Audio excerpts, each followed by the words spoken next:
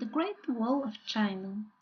This grand construction project lasted 2000 years, supposedly.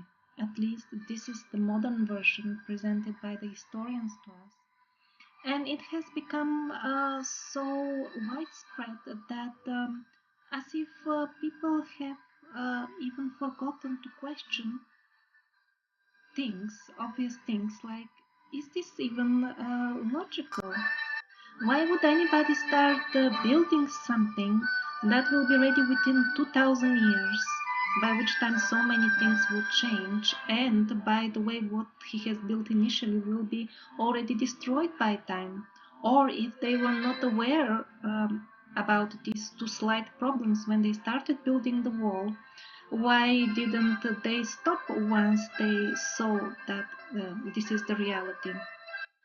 And actually, even according to the official history, we cannot see the oldest parts of the wall because they are in total ruin.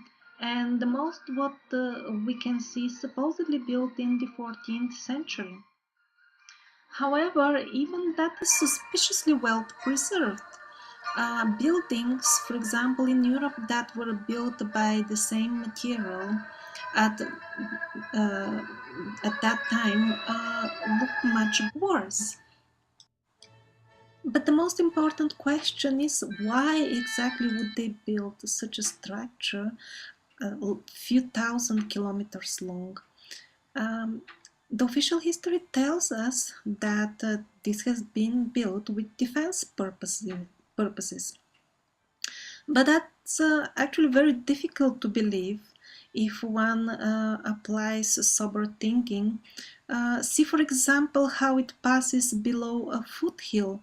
It will be very easy for a potential enemy armed with arrows to just shoot from the top of the hill and take over the defense of China very easily. On this picture, you can see one of the numerous locations where the wall is beneath a hill, and a potential enemy could easily get to the hill and shower the Chinese soldiers with arrows, and they will simply have nowhere to hide, the Chinese. So the version of defenses of the defense nature of the Great Wall of China is becoming more and more questionable.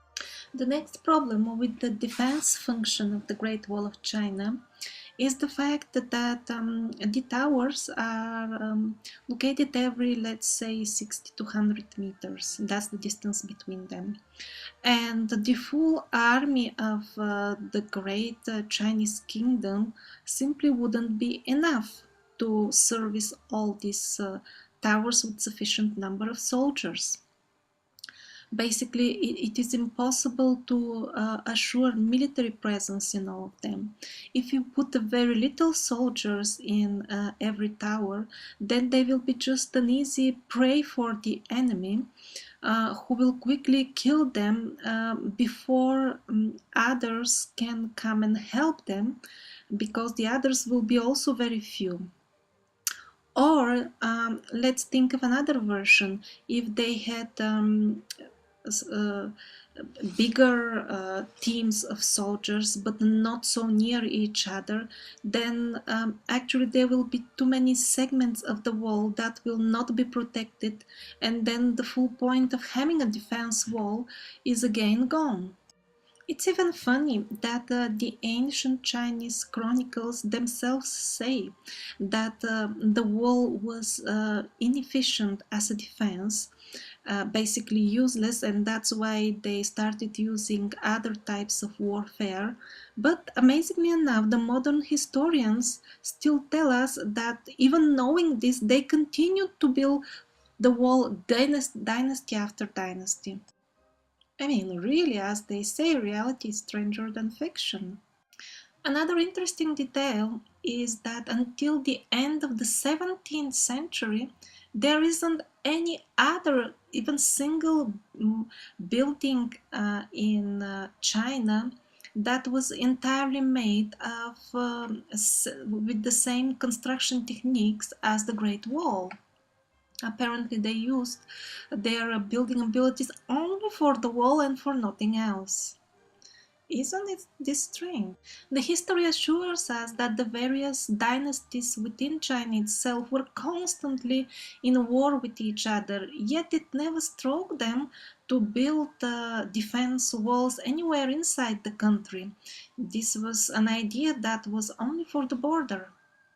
So it seems that the Chinese were sending their best builders and architects to build this enormous structure and drain a lot of energy and finances from their country, and yet in their own chronicles they admit that it has no defense purpose at all.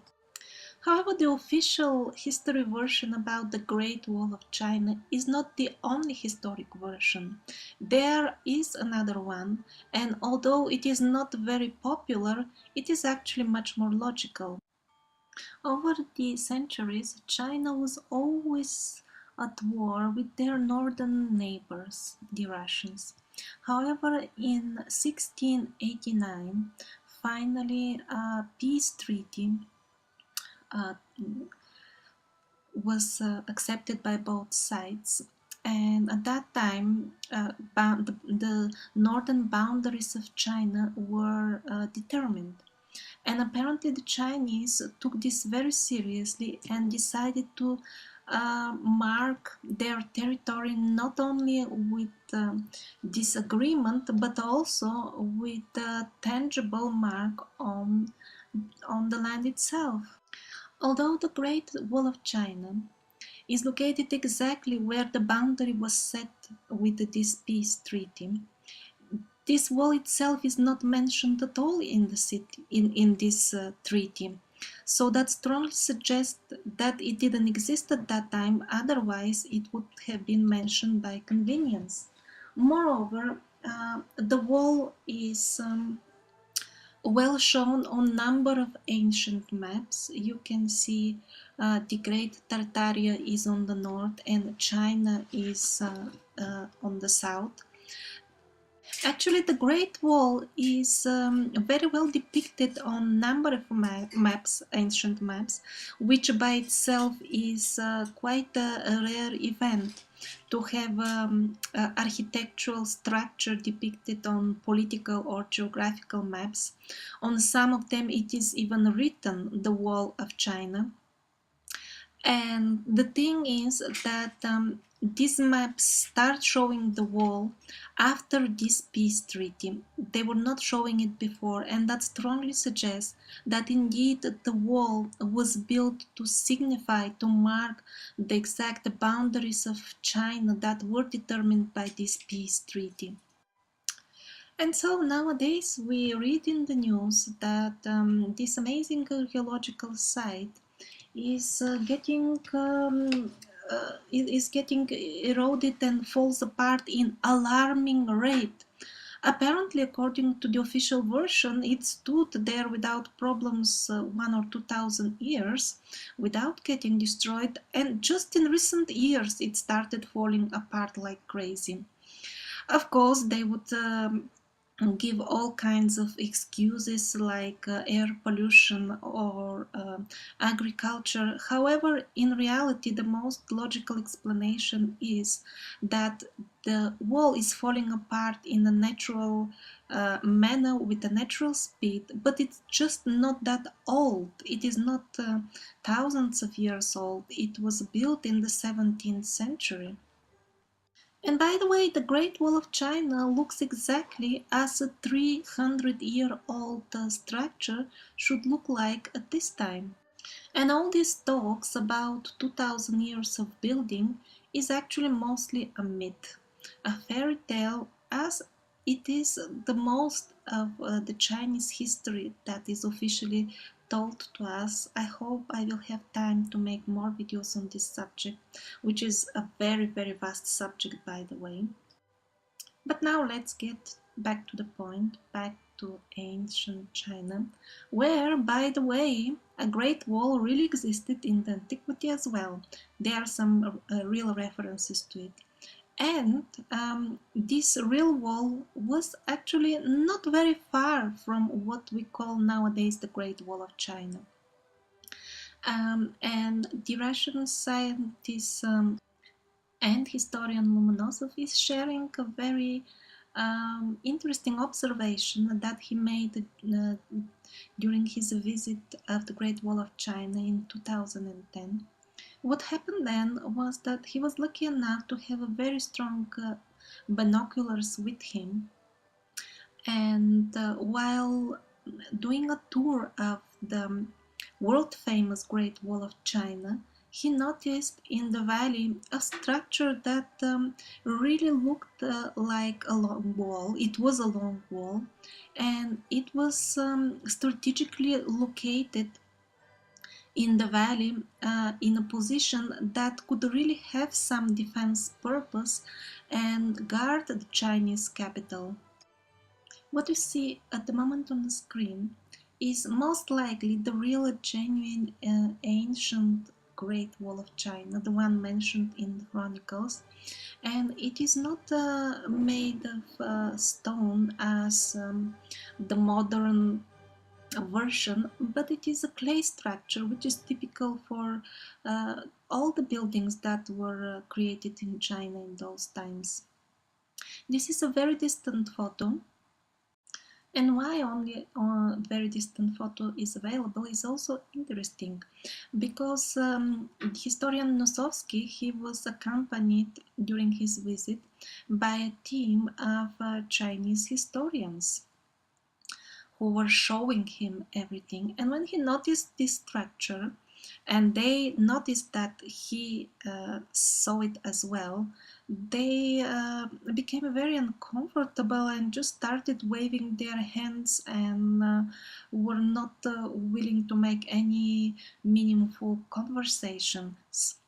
He asked them if it is possible to go and have a look at that historic site that he sees in his binocular. However, he was absolutely refused to be taken to the real Wall of China.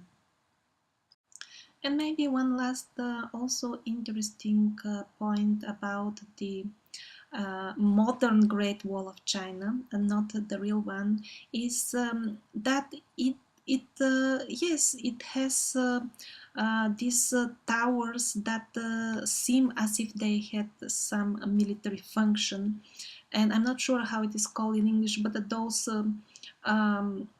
stone holes that you shoot from at the enemy. But interestingly enough, very interestingly, they are not pointing towards north, where the Russian enemy was supposed to be, but often they point to China, and the entries are on the Russian side, and often they are on both sides. There is a version, and there are people on YouTube who have recorded and verified. I myself have never been there, have verified that this is so. There are entries on the Mongolian northern side of the wall, and it is only in the very modern reconstructed areas of the Great Wall of China that it looks like that all the entries were from the Chinese side. So I'm not saying that they're only on one side. What I'm saying is that sometimes they're on one side, sometimes they're on the other, and sometimes both sides. People who have been there, they actually report that they have seen places where current Chinese workers are actively nowadays working on closing the entries on the other side and placing entries only on the Chinese side of the wall. And this is just one more proof that the full thing is probably not the way it is presented to be to us. Probably the Great Wall of China had more transport functions, and mostly as a marker of the Chinese territory. That really seems to be the most logical, real purpose of what we nowadays call the Great Wall of China.